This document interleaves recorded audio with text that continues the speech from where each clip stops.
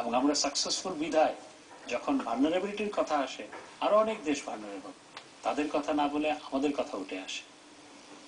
কানগুনের কথা যেহেতু আসলো, নেগোসিয়েশনের ক্ষেত্রে বাংলাদেশের অবস্থান নিয়ে এখানকার পত্রপত্রিকাগুলো অনেক বেশি আলোচনায় গিয়েছে, সমালোচনায় গিয়েছে যে আমরা নেগোসিয়েশনে ততটা জয়লাভ করিনি যতটা আমাদের অবস্থান আরো স্পষ্ট এবং শক্ত হতে পারত। আপনি কি সন্তুষ্ট এই নেগোসিয়েশনে? নেগোসিয়েশনের ক্ষেত্রে তো আমাদের অর্জন করার কিছু নেই। নেগোসিয়েশনটা হচ্ছে গ্লোবাল নেগোসিয়েশন। সুতরাং কেউ যদি বলে বাংলাদেশ তেমন অর্জন করতে পারেনি, তিনি সেটা বলেছেন অজ্ঞতাপ্রসূত, বিকজ এখানে বাংলাদেশের অর্জন করার কিছু নেই। হ্যাঁ, গ্লোবাল নেগোসিয়েশনের ক্ষেত্রে সেখানে আমাদের কনসার্ন গুলো রিফ্লেক্টেড হয়েছে কিনা সেটা হচ্ছে দেখার বিষয়। তো আমি যদি কোপেনহেগেন অ্যাকর্ড একটু কেউ পড়ে দেখে, ওখানে দেখবে যে preferential treatment for LDC countries and most vulnerable countries, এটা বাংলাদেশের নেগোসিয়েশনের কারণে, বাংলাদেশের কারণে এই লাইনটা সেখানে সন্নিবেশিত হয়েছে। এবং সেখানে যে আমরা লাস্ট প্যারাগ্রাফে বলা হয়েছে যে 2 ডিগ্রি নয়, বরং আমরা রিঅ্যাসেস করবো আইপিসিসির রিপোর্ট এবং 1.5 ডিগ্রি সেলসিয়াসের মধ্যে বিশ্বের তাপমাত্রা বৃদ্ধি সীমাবদ্ধ রাখতে পারি কিনা সেটা আমরা খতিয়ে দেখব, এটাও বাংলাদেশের নেগোসিয়েশনের কারণে হয়েছে। আজকে কানকুনে বাংলাদেশকে ভাইস চেয়ার করা হয়েছিল এবং দায়িত্ব দেওয়া হয়েছিল গ্রিন ক্লাইমেট ফান্ড গঠন করার ক্ষেত্রে আলোচনাকে ফ্যাসিলিটেট করার জন্য অস্ট্রেলিয়ার সাথে যৌথভাবে। কানকুন সম্মেলনের সবচেয়ে বড় সফলতা হচ্ছে গ্রিন ক্লাইমেট ফান্ড গঠন করার সিদ্ধান্ত গ্রহণ। পৃথিবী প্রথমবারের মতো, এটা কানকুনে কপ ডিসিশন হিসেবে for the first time in the history of mankind যেটা সিদ্ধান্ত হয়েছে গ্রিন ক্লাইমেট ফান্ড গঠন করার, সেই আলোচনাকে ফ্যাসিলিটেট করেছে বাংলাদেশ এবং অস্ট্রেলিয়া যৌথভাবে। সুতরাং যেটা সবচেয়ে বড় সফলতা, সেইটাকে ফ্যাসিলিটেট করেছে বাংলাদেশ। বাংলাদেশ তো এই জন্য সবার কাছে বাহবা পেয়েছে পৃথিবীব্যাপী। এখন বাংলাদেশে বসে কেউ এটাকে যদি না বুঝে সেটা দুঃখজনক। আশা করছি যে COP17 আমরা খুব ভালো একটা অবস্থানে যাব এই নেগোসিয়েশনের ক্ষেত্রে। এখান থেকে আর প্রশ্ন, আমাদের অনুষ্ঠান একদম শেষ পর্যায়ে, কারো প্রশ্ন থাকলে। আমার প্রশ্ন হচ্ছে, আমরা দেখি যে অনেক জায়গায় ফসলি জমি ভরাট করে ইটভাটা তৈরি করা হয়, আর এই ইটভাটার মাটি সরবরাহের জন্য ফসলি জমির উপরে যে উর্বর মাটিটা, এটা অন্যান্য আশপাশের মাটিগুলো নষ্ট করা হয়, আর আগুন সরবরাহের জন্য প্রচুর পরিমাণ বৃক্ষ নিধন করা হয়। তো এই ব্যাপারে সরকারের পদক্ষেপটা কি? খুবই গুরুত্বপূর্ণ প্রশ্ন, ধন্যবাদ এই প্রশ্নটা করার জন্য। কারণ বাংলাদেশে দ্রুত শিল্পায়ন হচ্ছে, নগরায়ন হচ্ছে এবং জিডিপি গ্রোথ যেভাবে হচ্ছে, এতে করে বাংলাদেশে এখন কিন্তু আগে গ্রামাঞ্চলে আজ থেকে 30 বছর 40 বছর আগে একটা গ্রামে হয়তো হঠাৎ করে একটা পাকা বাড়ি পাওয়া যেত। এখন কিন্তু অনেক গ্রামে দেখা যায় 20-30%, অনেক 50% জায়গা বাড়িও অনেক ক্ষেত্রে পাকা। আমরা সরকার গঠন করার পর গত বছর আমরা জনবিজ্ঞপ্তি জারি করেছি 2012 সালের মধ্যে বাংলাদেশের সমস্ত ইটের ভাটাকে 12 সালের সেপ্টেম্বর মাসের মধ্যে মিনিমাম জিগজ্যাগ পদ্ধতিতে রূপান্তরিত করতে হবে। জিগজ্যাগ পদ্ধতিতে কোনো ইটের ভাটা রূপান্তরিত হলে তাহলে মিনিমাম 40% কয়লা কম লাগবে। সুতরাং এতে করে যে কার্বন ইমিশন হচ্ছে ইটভাটার কারণে সেটা অনেক কমে যাবে।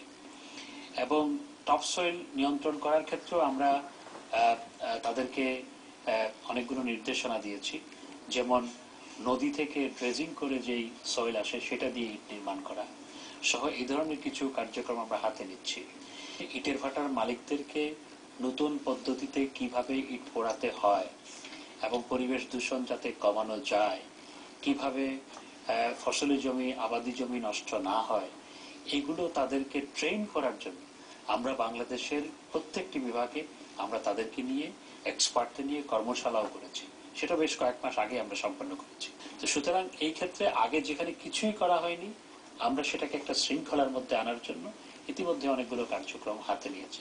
আমরা আশা করছি আগামী 2012 সালের মধ্যে পরিস্থিতি এখন যা আছে তার চেয়ে অনেক উন্নত হবে এবং ইটের বিকল্প হিসাবেও অন্য পদ্ধতিতে কিভাবে ইট তৈরি করা যায় এগুলো নিয়ে আমরা, যেটা নিয়ে আমরা বিদেশি দাতা সংস্থা থেকে শুরু করে অনেকের সাথে আলাপ আলোচনা করছি।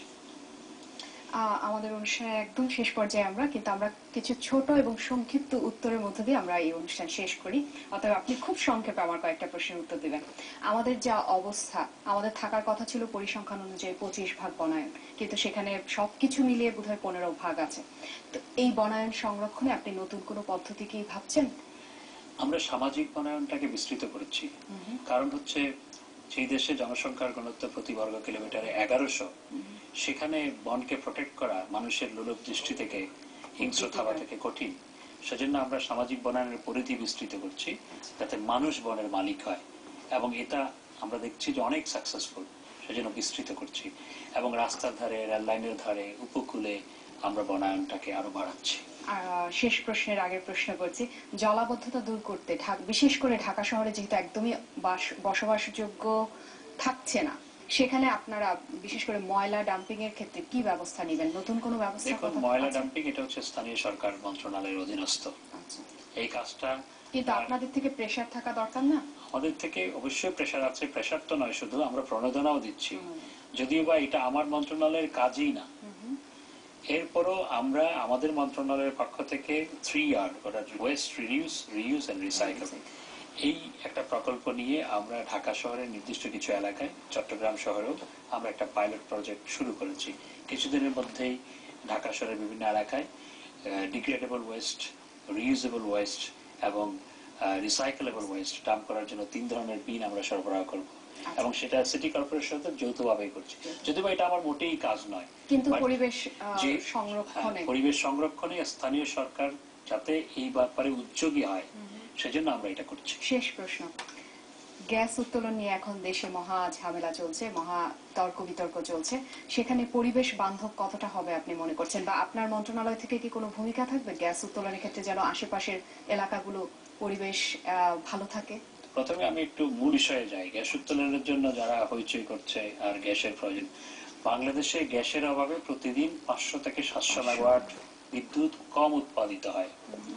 চট্টগ্রামে 2000 কোটি টাকা শিল্পের মালিকরা বিনিয়োগ করে শিল্প চালু করতে পারছে না গ্যাসের অভাবে। ঢাকা এবং আশেপাশেও আরো কয়েক হাজার কোটি টাকার শিল্প স্থাপন করে গ্যাসের অভাবে চালু করা যাচ্ছে না। গৃহস্থলীতে গ্যাস সংযোগ দেওয়া বন্ধ। তো সেই প্রেক্ষিতে আমাদের সরকার গ্যাস উত্তোলন করার উদ্যোগ নিয়েছে, এবং কোথায় সেটা সমুদ্রে গ্যাস উত্তোলন করার ক্যাপাসিটি আমাদের সরকারের নাই, টেকনিক্যাল নো হাও নাই, আমাদের ফিনান্সিয়াল মিনসও নাই। আমরা, এবং সেটা কেমন জায়গায়, যেটা বিরোধপূর্ণ এলাকার খুব কাছাকাছি। সুতরাং যেখানে আমার দেশের শিল্প সাফার করছে, আমার দেশের জনগণ সাফার করছে, আমার দেশে বিদ্যুৎ উৎপাদন ব্যাহত হচ্ছে, বিদেশি বিনিয়োগ ব্যাহত হচ্ছে, এবং যখন আমার নিজের সামর্থ্য নেই গ্যাস উত্তোলন করার, এবং যখন সেই জায়গাটি একটা বিরোধপূর্ণ এলাকা, সেখান থেকে বিদেশি কোম্পানিকে দিয়ে গ্যাস উত্তোলন ছাড়া তো কোনো উপায় নেই। সুতরাং সেই জন্য সরকার সিদ্ধান্ত নিয়েছে। এখন যারা বলেন, তারা বলবেন যে বিদ্যুৎ দাও, গ্যাস দাও, গৃহস্থলীতে শিল্প কারখানা চালু করো, কিন্তু গ্যাস উত্তোলন করতে পারবে না। তো এই দ্বৈতনীতি তো হতে পারে না। সুতরাং এখানে পরিবেশের যে প্রশ্ন, যে কোনো এই ধরনের কাজ করার সময় পরিবেশের ক্লিয়ারেন্স লাগে, যাতে করে সেটা আশেপাশে কোনো বিপর্যয় না ঘটায়, এবং পরিবেশ সেগুলো পরীক্ষা নিরীক্ষা করেই কিন্তু ক্লিয়ারেন্সটা দেয়। ধন্যবাদ মাননীয় প্রতিমন্ত্রী। প্রিয় দর্শক, কথা বলছিলাম মাননীয় প্রতিমন্ত্রী জনাব হাসান মাহমুদের সাথে। সারা বিশ্বে যখন হইচই পড়ছে যে বিষয়টাকে কেন্দ্র করে, যে বিষয়ে হিস্সা চাচ্ছে সবসময় বাংলাদেশ, যে বিষয় নিয়ে চলছে তোলপাড় প্রথম বিশ্ব এবং তৃতীয় বিশ্বের মধ্যে, যে বিষয়টাকে কেন্দ্র করে তৃতীয় বিশ্বকে আবার রাজনৈতিকভাবে চেষ্টা করছে এক ধরনের অবদমনের, সেই বিষয়টি হচ্ছে জলবায়ু পরিবর্তন। এই জলবায়ু পরিবর্তনের ক্ষেত্রে বাংলাদেশ কতটা ভূমিকা রাখছে, এই বিষয়ে সরকারের অবস্থান কি, তা এতক্ষণ স্পষ্ট করলেন তিনি। জলবায়ু পরিবর্তনের সাথে সাথে আসে পরিবেশের কথা। পরিবেশ কিন্তু সরকারের যেমন দায়িত্ব, আমরা জনগণ হিসেবে আমাদেরও একটি দায়িত্ব আছে। আমরা যদি সব জলাশয় বন্ধ করে কেবল বাড়ি তুলি, তাহলে জলাশয় একসময় শেষ হয়ে যাবে, মরুভূমিতে বসবাস করতে হবে। আসুন, নদী নালা ভরাট করে যেসব ভূমিদস্যুরা শুধু বাড়িঘর তুলছে, তাদের বিরুদ্ধে লড়াই করি। আসুন, পরিবেশ বান্ধব একটি বাংলাদেশ গড়ে তুলি। সরকার, বিরোধী দল এবং আমরা, আপনি, আমরা সবাই এই একটি দেশকে ভালোবাসি, বাংলাদেশ। আসুন, বাংলাদেশকে পরিবেশ বান্ধব করে তুলি। সবাই ভালো থাকুন, সুস্থ থাকুন। ধন্যবাদ। দেখা হচ্ছে আবার।